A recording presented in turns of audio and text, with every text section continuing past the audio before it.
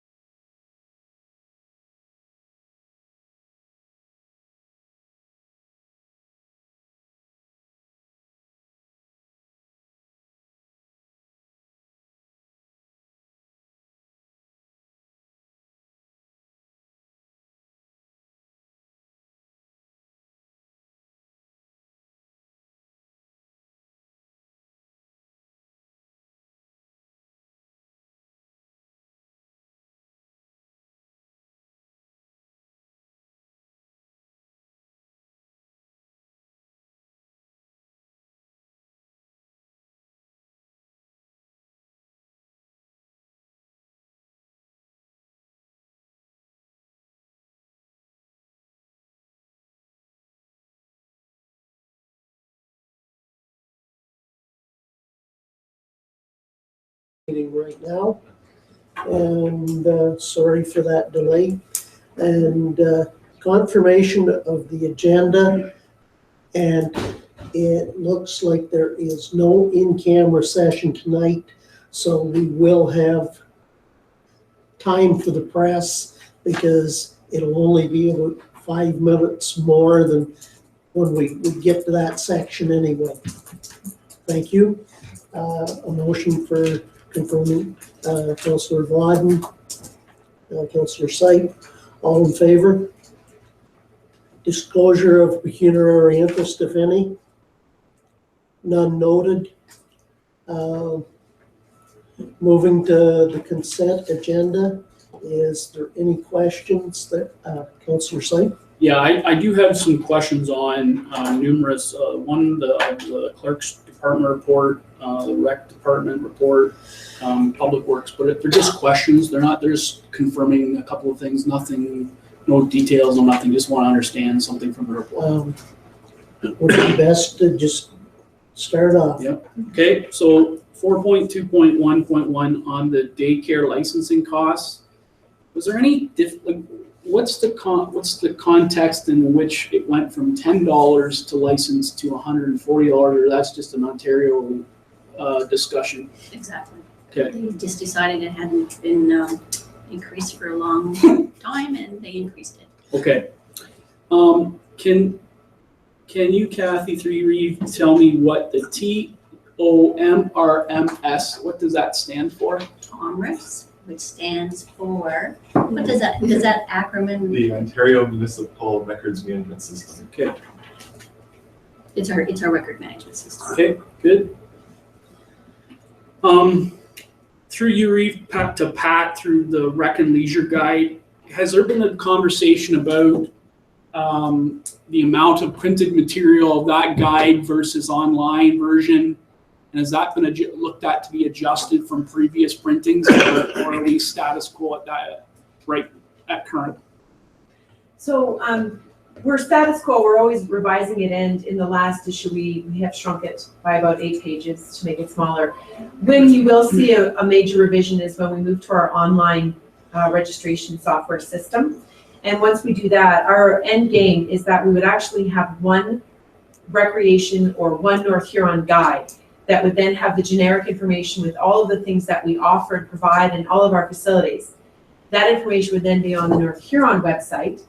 And then when you're on that website, if you actually want to register your son or daughter for swimming lessons, you would click and be actually transitioned into our registration software website, where you would actually find out the dates, the times, and the locations. So I can see the guide being printed more like once a year and having multiple copies available everywhere, but really trying to move to the website as our live site, which would be updated regularly and ongoing, and working very much in sync with the township website.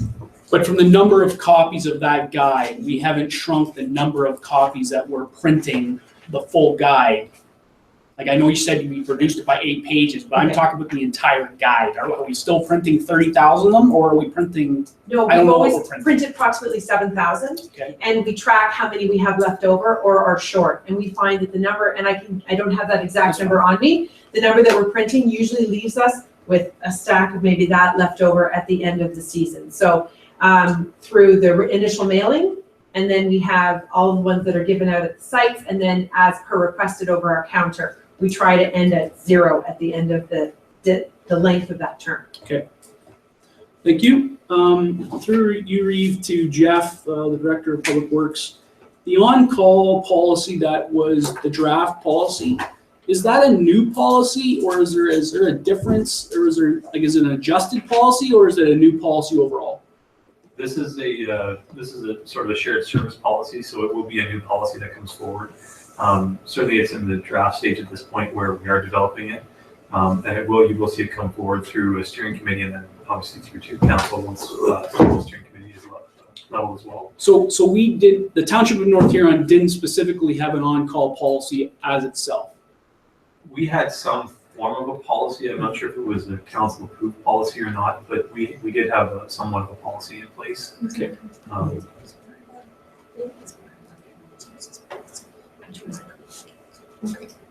Okay. Through you, Reeve, to the director also, Jeff, the bail wrap, do we have, is that a go forward policy? Like, do we don't have any of that stuff sitting around that we aren't gonna have anywhere for it to go? This person's just said, we'll take the rest, and now we can't do it anymore. Is that the process? They've informed us that they would prefer that we direct everyone to them. We did have stock at the landfill that had to be more or less in the format that they would like to receive it, for them to pick it up. But that is kind of where it's at this point, that we will transition towards that new model of driving our, any of our residents that use that service to that particular service provider, private service provider. In the interim, we have something in place to deal with whatever stock we have, as well as for any new stock that does come in, I guess, through the course of us transitioning them directly to that particular service provider. Okay, thank you. Thank you. Any other questions?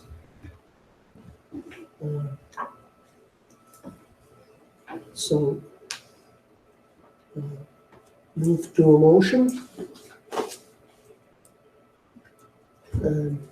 Adopting consent items 4.11 to 4.12, and further that the consent items be received for information. Councillor Sype, Councillor Vladen, all in favor? Carried.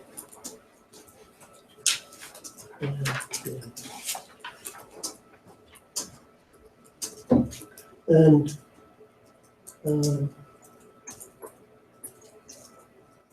that the Council of the Township of North Huron hereby approves the revised fee schedule for the North Huron.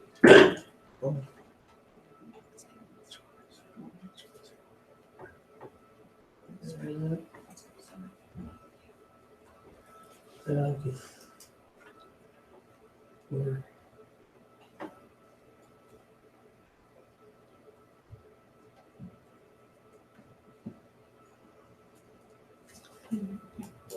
Okay, we're at 5.1.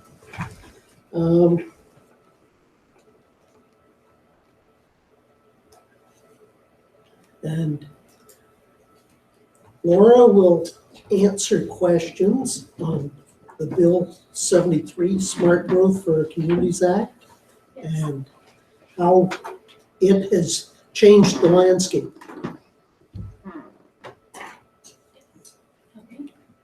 Thank you, Vincent. So I know you're all excited to hear about Bill 73, bill. So Bill 73 is the Smart Growth for Our Communities Act. I'm presenting it here to you tonight, just some quick highlights, don't worry, because there are changes that to the planning process, some of the applications and notifications, and then there is a decision required by council as a result of some of the new changes.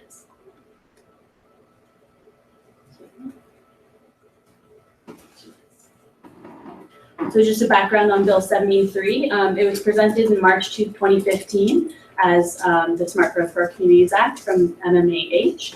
And then in May 2015, County Council provided comments during the commenting period to the province. It received royal assent in late last year, and it actually came into effect about a month ago on July 1st, 2016.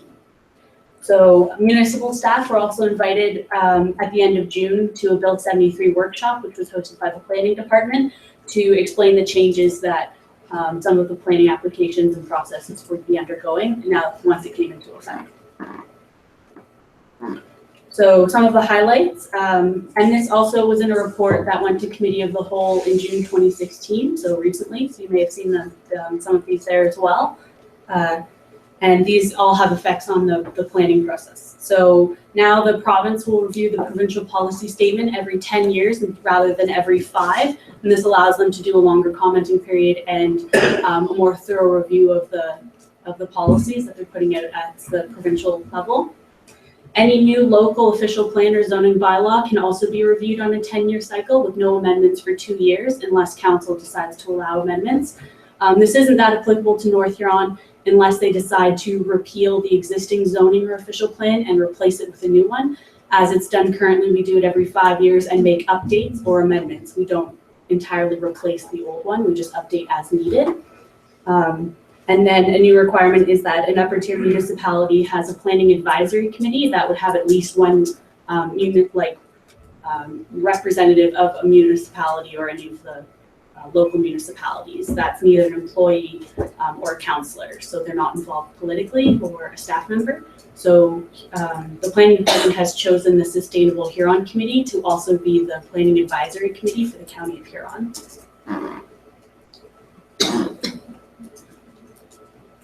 So official plans now need to contain a description of measures and procedures for informing and obtaining the views of the public for planning applications. So this is in addition to the required open houses or public meetings that are part of the planning application process.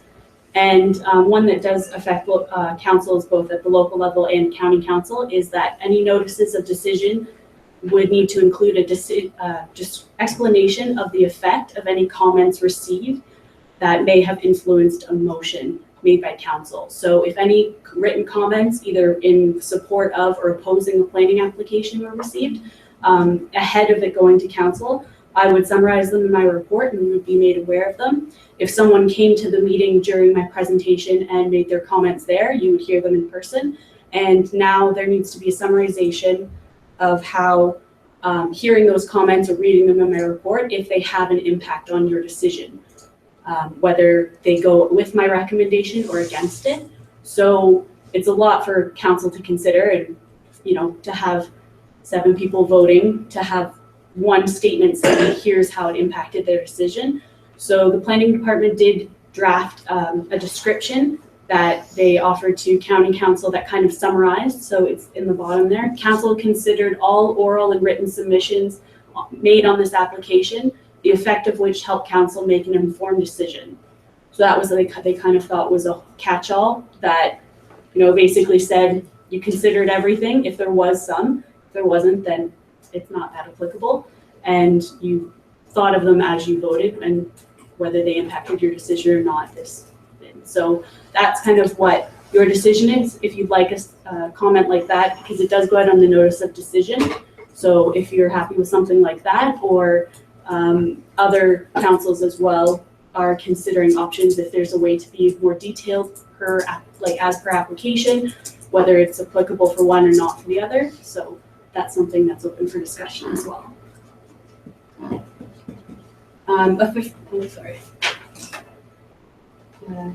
So there is also from Bill 73 the requirement for clear reasons if an appeal is made to the Ontario Municipal Board. So there needs to be an explanation as to how the application or the decision failed to be consistent with the provincial policy statement or conform to the official plan. And when there is a new official plan, the entire plan itself cannot be appealed. It's only the specific sections that someone is appealing. This prevents an entire official plan from being held up and not going into effect, which can then hold up the entire planning process and prevent new applications from being processed. And no minor variances for 2 years after site-specific zoning bylaw amendment, but again, council can choose to allow minor variances. So that was if a specific property changed their zoning, they couldn't come back within 2 years and do a minor variance on that zoning they've changed it to. It's not that applicable to more rural Ontario, but in larger cities, when you have someone doing multiple minor variances after changing their zoning, it's more common. And as well, there's a requirement for reporting of municipal collection of parkland fees, and the treasurer be required to give council a financial statement on the special parkland account. So those are those cash in lieu of parkland fees that are collected on severances or other similar applications. Something to bring us into the 21st century is that email is now an option available for notices for public meetings, open houses, passings of zoning bylaws, minor variances, severances, plan of subdivision, the adoption of decision for official plan amendments, and may be used for required agencies. So that would be, for example, the Maitland Valley Conservation Authority, any neighbors or people of interest requesting notices, or the county and MMH. And as well, there's the alternative dispute resolution technique. So this gives councils the option that if there is an appeal made, rather than immediately going to the Ontario Municipal Board, they can choose to offer up negotiation or mediation with the person submitting the appeal in the hopes that it defers it from going to the Ontario Municipal Board and they can come to a solution ahead of time. And one last, it's not a result of Bill 73, but the OMB has been doing some changes to their fee schedule, and now the fees increased to $300 to make an appeal for a planning application, and it was $125 before July. So that's in effect as well. So those are the changes from Bill 73. Okay. Any questions, Councillor Slade? I'm not sure it's more of a question, but a comment. Other than I'm not sure about this, the conversation about the oral and written submission, like the generic, only because in a generic sense, it doesn't really give you, my question maybe to you, Laura, is that statement, is that the intention of them putting, of the province putting in that requirement of the bill? Or are they wanting you to be more transparent in the fact of how did you come up with the decision that you made? Yeah. And the question is, if that's not the way, are we trying to circumvent it to make it easier for us and not what the bill is meant to do? Like, I guess that's my question. I want to be as transparent as why we make a decision. I know it's going to be difficult with 7 members on, if I make a motion, I know why I made that motion. Each member, I guess, has a decision on the reason why they've accepted that motion or not. So I guess my question is one, are we trying to circumvent that part of the bill? And 2, do you need to put, if you don't do this, does each member have to provide their description of why they made their decision? So the second part, yes, it would be individually, how did the comments have an impact on your decision? Yes or no, and if so, how? To the first part, the province was actually very vague about what they would like to see, how they would like to see this implemented, and there hasn't been examples given. So it's kind of, we're also reaching out to other counties to see how are you utilizing this piece and incorporating this section of Bill 73, and seeing if there is kind of a way to make it specific and be able to have that transparency, especially if it is a contentious issue and a lot of comments, and they could have definitely had an opinion or a sway on a motion. But also this is kind of when we thought that would capture it all, but it is up to council. And it definitely can be tricky with, you're lucky 7 people.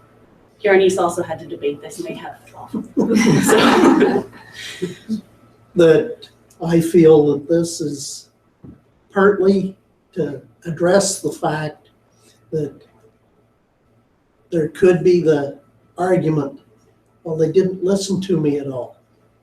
And this is being politically correct, that council was given either oral or written, and that council is making the decision to say, we have all looked at all the information we were given.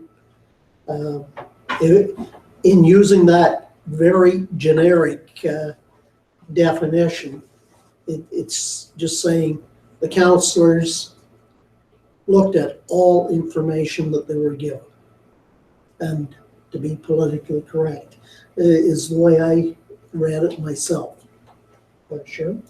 So are you aware of what any of the other clerks in Huron are doing with respect to this? I know we sometimes think we know the reasons behind why a decision is made, but I don't think it's really safe to make an assumption either. So can you see there being post-decision during the meeting some sort of process where we would ask the members to state the rationale for their decision?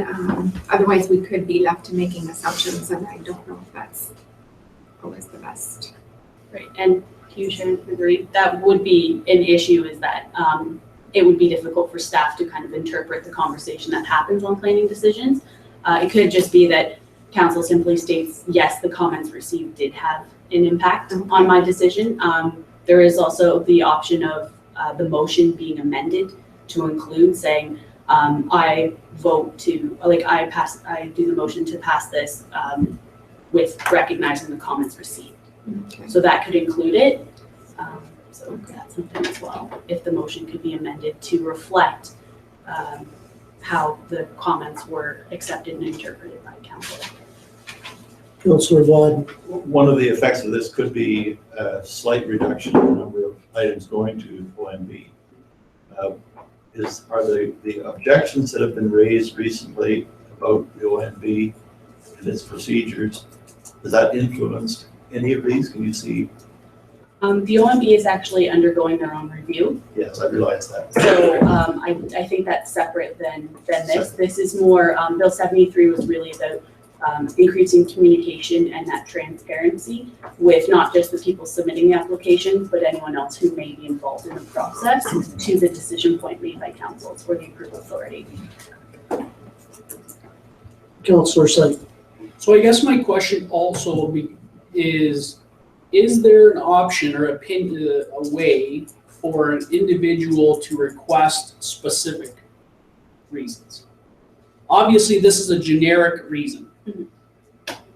Is there a trigger that somebody could ask for a specific reason, and therefore we would have to know that going back?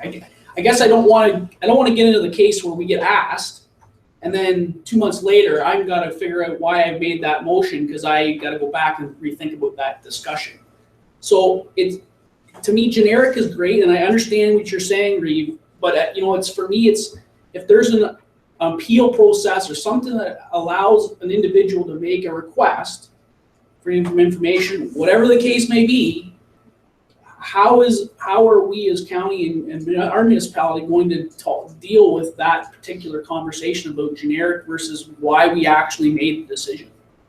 That's more of a I don't know how we deal with that. I understand this is, but if they can make those requests, I struggle with having to go back and make that conversation a month or 2 months after the fact. Because we have a lot of paper that goes through our council meetings on how are we supposed to remember every decision or consideration that we made. And am I at least partially correct when I say that you can go and read a council meeting minutes and the clerk is obligated to record the mover and the seconder, the exact motion, and whether it was carried or not, and that basically, is this asking to put partial reasoning into minutes? Because that is a very major interpretive thing, where through the Municipal Act, you put who made the who did it, what exactly they said, and what was voted on. This seems to be that we're moving into some territory where there's part of the discussion has to be recognized, and that I'm not sure that can be adequately done, because if you go part way, somebody's going to say, but my reason for voting a certain way wasn't reflected in all that. So that I think we maybe have to try to stay as generic as possible, and I believe this is something that for the next 2 years, there's going to be a lot of work on interpretive and how different municipalities use it. Yes, and I agree. It's definitely figuring out how to incorporate this requirement from the regulation. If you don't mind, before you read back to Trevor, it doesn't put any onus on the person making the application or appealing the application to go back and see why they did that, to retroactively do that. It just says in the regulation that notices of decision now must include a brief explanation of that if any submitted comments had any effect on council's decision. And that's really, as vague as that is, that's what it says. So. So I think from what I'm hearing, I think as we go through and as the counties figure out how this process is going to roll out, you know, as a councillor, I kind of like some more feedback on how other councils are dealing with this particular issue, because I just, it's one of those things where I'm not comfortable at this point being generic, in the sense that I understand why we want to be that, but I'm not comfortable with that decision, because there might be very specific reasons why I do it, and I have no issue with telling people that. Maybe others don't. So that's a, I think more information's warranted to understand how this process is going to roll out from a day-to-day standpoint. Or I didn't request that a motion be made tonight, obviously, because I do think there should be more discussion. And as well, at the next committee of the whole, there will be a report coming back from the planning department, kind of in reply to the one taken in June, because county council requested the same, for, you know, definitely meeting that transparency, but at the same time, not slowing down an entire meeting over one application, especially if it did receive a lot of comments, and also not kind of making staff have to interpret multiple people's versions of what they heard or how it impacted their decision. So it's just something for thought, that it would be required in the future, and that I could come back after it goes to committee of the whole and there's discussion there, and come back and see if there's a decision reached there, as well as the other municipalities within Huron County, because it is a point of discussion amongst all the councils right now as the planners bring this forward. okay, on behalf of council, thank you for a very good explanation. Thank you.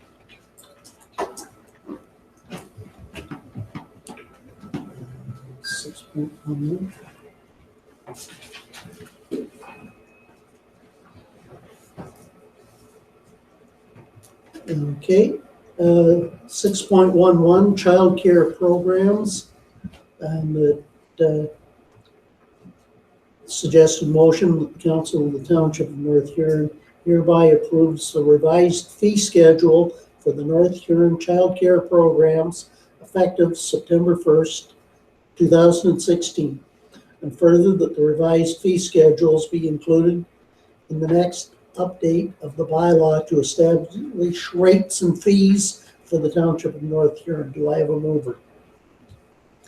Deputy Reeve Campbell, Councillor Ritzma-Taninga, seconds.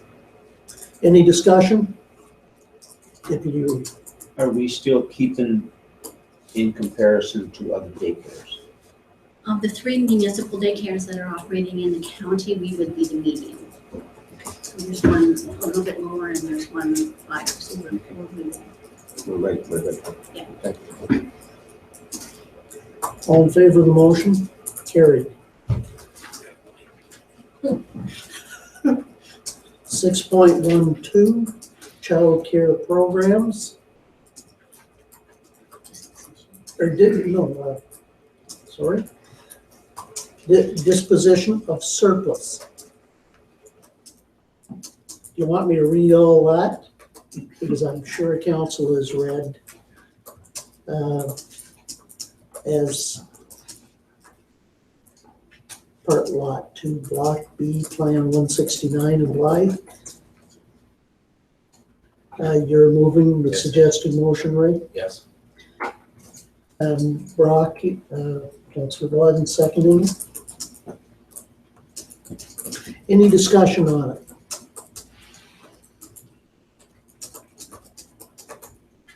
As this is mostly a housekeeping thing, all in favor? Carried.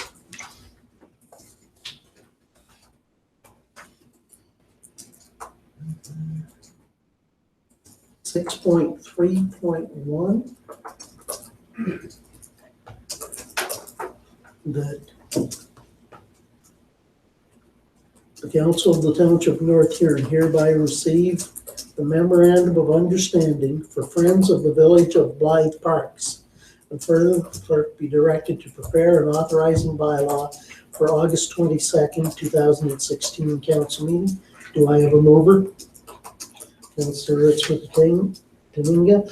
Councillor Sype, all in favor? Carried. Okay. Moving to 6.4.1, John Street Assumption. That the Council of the Township of North Huron hereby receive the report, John Street Assumption for maintenance purposes and information. And that the Council of the Township of North Huron hereby direct the clerk to bring forward a bylaw to assume John Street from the former terminus of the newly constructed Maitland, it should be Maitland River Elementary School for maintenance purposes. Deputy Reeve Campbell is moving that. Councillor Ritzma Taninga is seconding it. Is there discussion on that? Councillor Sype? Was this in a, I don't see when it specifically, was there a specific time that we were supposed to take this over, or did this come up, or I'm wondering if I will partly answer that. It's usually done within 2 years of construction. I will go to Jeff for further if you want to comment, Jeff. Yeah, typically under the under development process, there's a timeline that the developer would have to operate and maintain the infrastructure through a period of time that would just more or less verify that it is operational and that it's in a state that we can assume it for maintenance purposes. And that's more or less this time frame is that trigger of 2 years. So I guess my question is, the fact that it's newly constructed, have we've done the review with the Maitland River School, assuming that the whatever deficiencies were and what they are, so that we're comfortable with whatever there is. Is that correct? Yeah, the nature of, I guess, this coming forward was as a result of some deficiencies that were addressed. And I think it was prior to my time here, there was some deficiencies that were noted that had to be addressed. And they were satisfactory to the condition that we had requested they be addressed to. So that was part of this, more or less brought this report forward at this time. Okay. All in favor of the motion? Carried.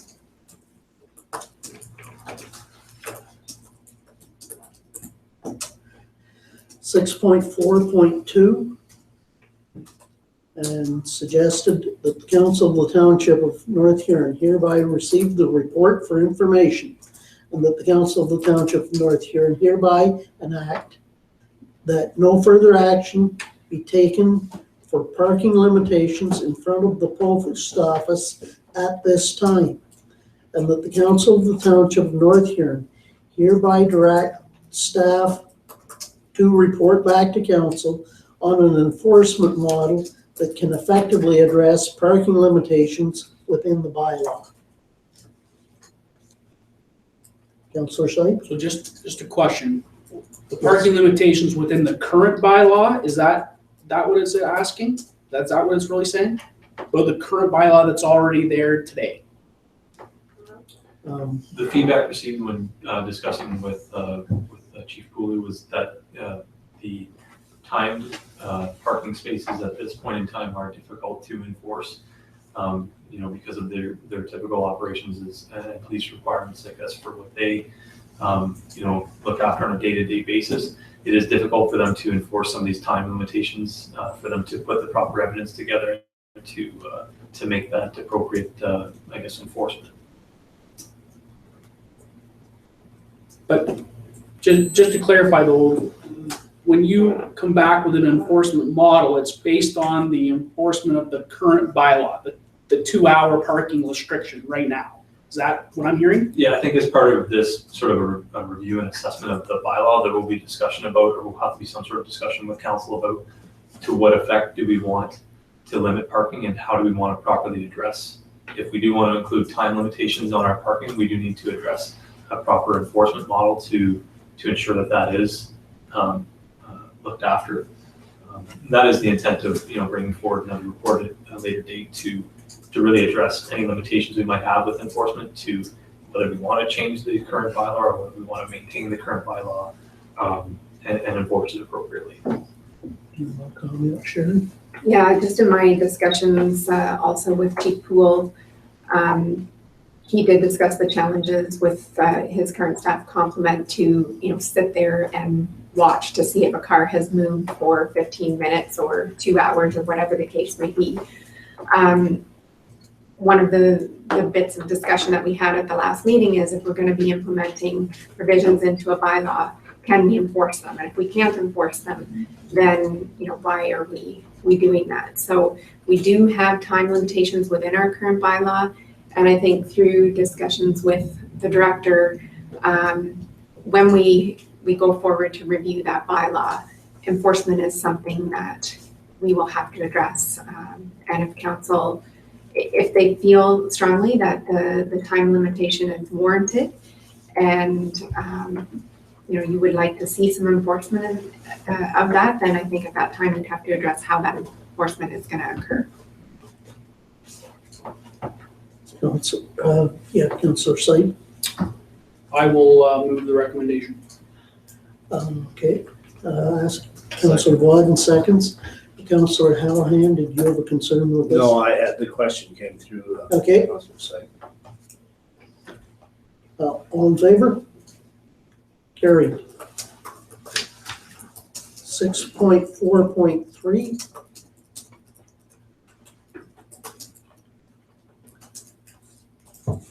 And the suggested motion that the Council of the Township of North Huron hereby receive the report of the Director of Public Works regarding results for the House and Dam Environmental Assessment RFP, and further the Council award the RFP 2016-001 to GSS Engineering Consultants Limited of Owen Sound, Ontario, at a total estimated fee of $88,815, excluding HST, being the highest scoring proposal received. And further, that the budgetary shortfall of approximately $9,000 be taken from the House and Dam Reserve. Do I have a mover? Councillor Ritzman-Dominga, Deputy Reeve Campbell. Is there questions here? Councillor Syed? There isn't any questions. I think based on the heightened issue of this particular project in the recent memory, I'm wondering if once this is completed and maybe an update may be sent to the House and Dam Committee about what the status is, just so to keep them informed on that it isn't lost, that it is now going through the process and maybe we have to wait till we have more of a planning schedule or whatever. I'm just more thinking that let's be forthcoming as opposed to waiting for the request. So as part of the process, once we do award, there will be a notice of commencement for the study to begin, and that will be a very public process of obviously sending it out to the public as a whole. But House and Committee certainly will, the Dam Committee will be part of that distribution. And certainly through this process, they have made contact, and we have been keeping them as informed as we can through this process. As we would with the general public as a whole, and certainly through through award, that will start that planning process and that public process, so that people are aware of the public meetings and that there is this public process that is beginning. Good, thank you. Deputy Reeve? Yeah, do we have a time frame of how long this will take to review any idea? Yeah, we've structured the proposal so that we could that we would like to see the project completed by the end of this year. And when we say the project, that is the environmental assessment itself. There are challenges to that timeline, and certainly through this process, that information has been flushed out. We've gotten great feedback from all the consultants that have submitted, and certainly on the award basis, we've also got good feedback to help mitigate any of our schedule constraints and to try to help us meet some of those timelines. And certainly that's where our goal is at this time, but it might be within sort of that time frame of at the end of this year, shortly thereafter, to have the environmental assessment completed. Okay, all those in favor? Carried. Moving to 7.1, that the Council of the Township of North Huron hereby endorses the resolutions passed by the municipality of South Dundas and the city of Kenora concerning integration of rural economic development program into the Jobs and Prosperity Fund, thereby preventing rural municipalities access to funding for capacity building and community economic development projects. And further, that the resolution be forwarded to the Premier, and it says our MP, should be MPP, and AMO and associated agencies. Do I have a mover? Councillor Sype. Councillor Ritzman and Engel. Discussion?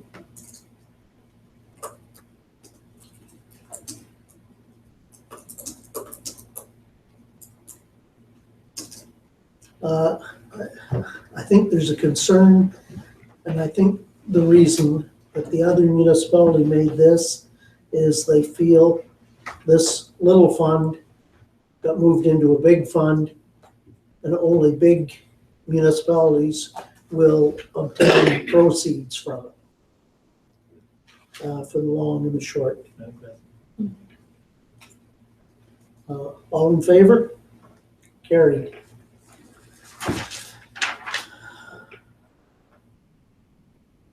Seven point two,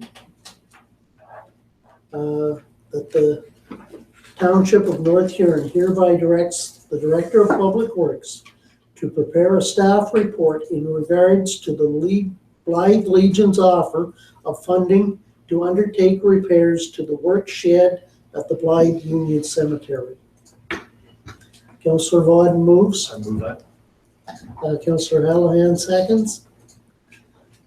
Question, Deputy Reeve, go ahead. who owns the building? Are we getting ourselves set up here by doing this, that we're opening ourselves up for other people to come in and make suggestions and requests of some of our things? Just a question. I think we do own the building. Yes. And I think that it is gratifying that groups are willing to fundraise to help the maintenance of municipal infrastructure. And I take this as a very good move that they're seeing a need and they're willing to fundraise for it. Do you have a comment, Jeff? Not at this time. I think that if it is, I mean, it is our asset, certainly. Yes. And I think through the report, we'll have to analyze what, I guess, if this is something we would like to move forward with, or if it's something that, maybe some of your concerns there as far as our ownership and where that is. As part of your report, you will be analyzing what needs to be done and whether expected fundraising will fully take care of it. Sharon?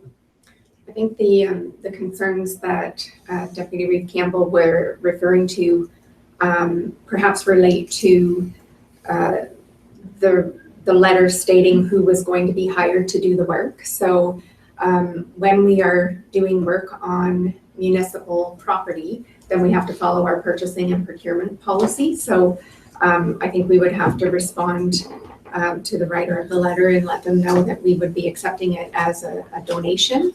However, for procuring the work, we would have to follow our own internal policies and procedures for that. So I believe that was one of your concerns. And we can address that in the report.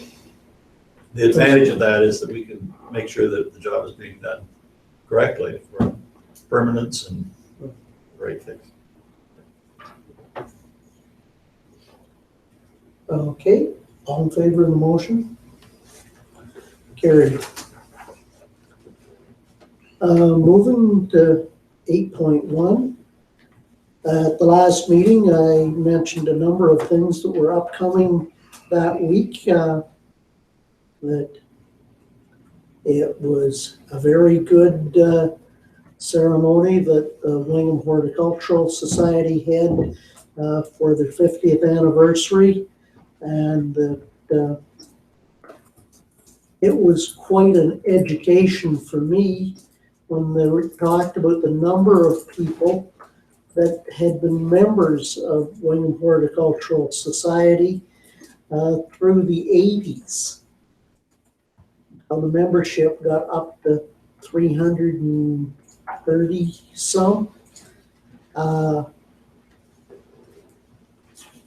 which in comparison to the population, that was over 10% of the town actually took time to buy a membership in the Horticultural Society. I'm sure there was a few out of town, but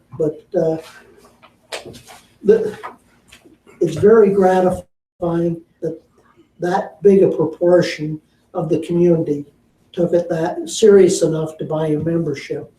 Also, Pat had a report on the RC jets, and it was almost unbelievable walking down the taxiway that the one side completely filled, and just a little over half of the other side, plus there was still a bunch in the three hangars. 72 pilots. It'd be close to 200 airplanes altogether, and they were just having a field day when I was there on the Saturday. Everybody was loving it. A great activity, and that I almost wish more of the people in the municipality could take even 3/4 of an hour just to see the skill and the acrobatics that they could put those radio-controlled jets through. I did get the Blythe for, it was towards the end of the Legion session, where they were showing off their new construction and the extra work that they've done on fixing the Legion up, and that was good. So in doing those three, I didn't have much time for the Blythe Street Fest, but that was busy. And I will say, in another thing that I am involved with as a 4-H leader and a director of the Bright Span 4-H Invitational Dairy Show that was held in Lucknow yesterday, that we had 170 some 4-H members show. Basically, that is probably the biggest 4-H dairy, one-day 4-H dairy show in the province, and it went off very well. Also, I will mention that the Huron County Plowing Match is coming up, and it is 1 block into Morris Turnberry. If you are in Belgrave, go out to the east, turn south, And a little less than halfway through the block is the site. Paul Fear's family are the hosts along with the warden, and that will be taking place. The junior day will be the 18th, and the actual plowing match the 19th. Anybody wanting tickets for the banquet that will be held at the Belgrave Community Center, I do have tickets with me. I will let that go and go to, do any councillors have reports on either things that they've been to this past little bit or things upcoming before our next council meeting?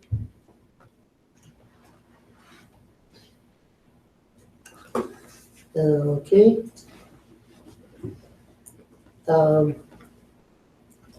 Is there any notice of motion or anything like that? Okay. Moving to 10.1. Bylaw number 71, 2016. And that bylaw number 71, 2016 being a bylaw to appoint a chief building official for the Township of North Huron. Be read a first and introduced, read a first and second time. Deputy Reeve and Councillor Hallahan, all in favor? Bylaw 71 to be read a third and final time. Councillor Ritzman-Tenenga and Councillor Biden, all in favor? Carried. Bylaw number 72, 2016, being a bylaw to authorize the Regional Clerk to sign on behalf of Council a Canadian Construction Document Committee contract for renovations and addition to the Blyden Memorial Community Hall. Be introduced, read a first and second time. Councillor Biden, Councillor Ritzman-Tenenga, all in favor? Carried.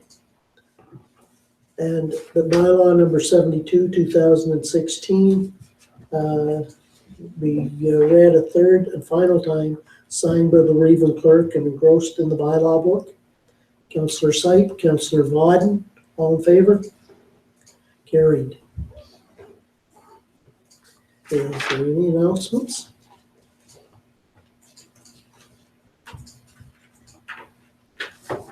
Other business? I'd just like to know that I would like to attend the Roma conference coming up in the new year.